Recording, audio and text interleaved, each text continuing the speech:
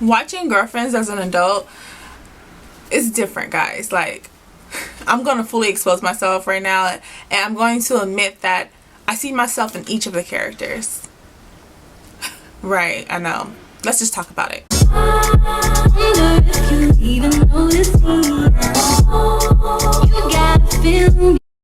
I was younger, I used to always watch the show Girlfriends. I never really got the jokes or any of the puns, but I used to watch it for entertainment.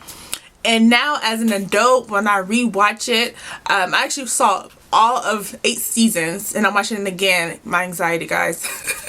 But it's like I could see characteristics of my life in each of the girls, and I don't know if that's a bad thing to say, but yeah, let's just talk about it. Let's just really talk about the show Girlfriends. So Girlfriends is about, hold on, wait guys, I'm sorry, I'm multitasking. So the show's about 4 black successful women, and basically just go through their life, the struggles of their life, basically with dating, the career, family problems, all that. Let's just dive into the characters, guys. So the first character is Joan Clayton. She's an attorney.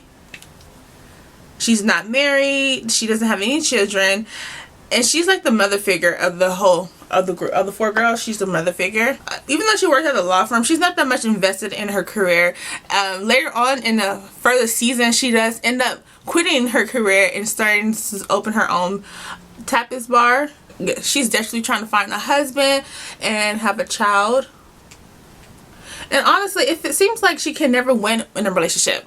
All her relationships were not successful. Maybe the last one she ended up marrying on season 8. But other than that, she never had a successful relationship with men. From literally running men away from her, to her cheating on guys. One that she ended up marrying, he gets deployed. So it seemed like she could never win in a relationship.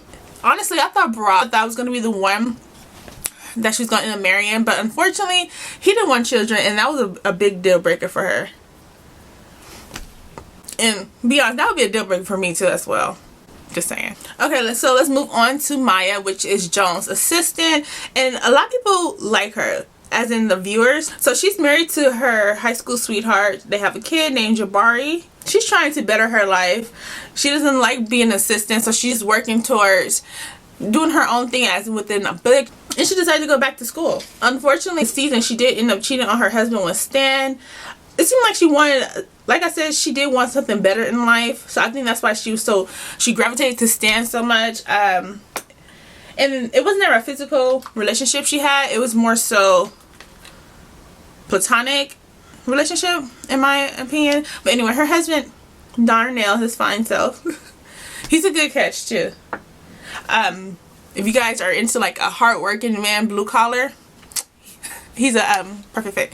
Anyway, so he ended up finding out about it, and that was actually a sad moment of him finding out. I was kind of, you know, when I rewatched it, I was kind of feeling sad. I almost cried. Anyway, they end up getting divorced, and they co-parent and all that. But they end up getting back together after a couple more seasons pass. They end up getting back together. So let's move on to one of my favorite characters. I know a lot of people consider her to be toxic, and I'm actually afraid. Well, I'm not afraid. I'm actually, hold on. It's sad for me to admit that I relate so much to Tony. So Tony, she's a real estate agent. She is very superficial, bougie, and she actually loves she's materialistic. She goes for the money, the flashy life. And she also has a challenging history of men as well. When you see the list of men she dated, her track history, it was poor to rich to doctor to successful doctor to doctor who's in debt, which is the one she ended up marrying, which is Todd. He is a Caucasian man, Jewish, and he's shorter than her, but she ended up falling in love with him. Guys, let's move on to Lynn. Lynn, she's a procrastinator, just like me. She's a procrastinator. She has 5 degrees, don't even use them. She's been working on a documentary forever. And she's hyposexual, and she mooches off her friends. She's trying to find herself through all season. She's trying to find herself. I do not know how to explain her relationship throughout all the seasons. She still haven't found, even through season 8, she wasn't in a committed relationship with someone. Okay, and now let's talk about the final character, which is William Dent. Is that his name, William Dent? No, it's William. Anyway, and a little fun fact, the character, he used to always go to my job. We used to work at a old people's club. Not old people's club. I take that back. It was an older people's club. But anyway, he used to come there all the time. William, I feel like he's a good catch. If that character is real, I wouldn't mind dating him. It's a character. I know, but you know, I'm trying to say, if that character was real, I would. He's a good catch. He's a successful attorney, no children. He never been married. Well, he married Lynn, but it was like that wasn't real. Oh wait, he did get married. He ended up marrying Monica. And that relationship was kind of weird. Not weird. It's more so focused on... Okay, anyway, we'll talk about that later. So, anyway, I feel like he's a very successful guy. He's a little goofy. I feel like that would get a little tiring. That goofiness. Like I said, this show is very influential. I was so devastated when it was off the air, but now that it's back on Netflix, I've been rewatching and making sure I didn't miss anything. And I've been, like I said...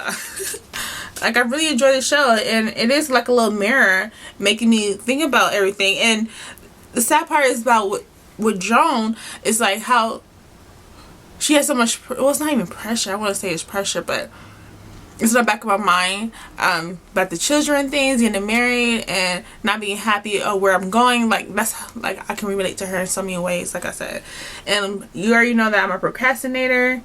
I like the finer things in life, and I want more for myself, you know. So it's like, yeah, this is like literally a mirror. It's a mirror of me looking back. That makes sense. So I hope you guys enjoyed this video, and don't forget to like, comment, subscribe. I have content every week, and I talk about entrepreneur life, beauty, vlogs, and fitness. So yeah, I'll see you guys in my next video.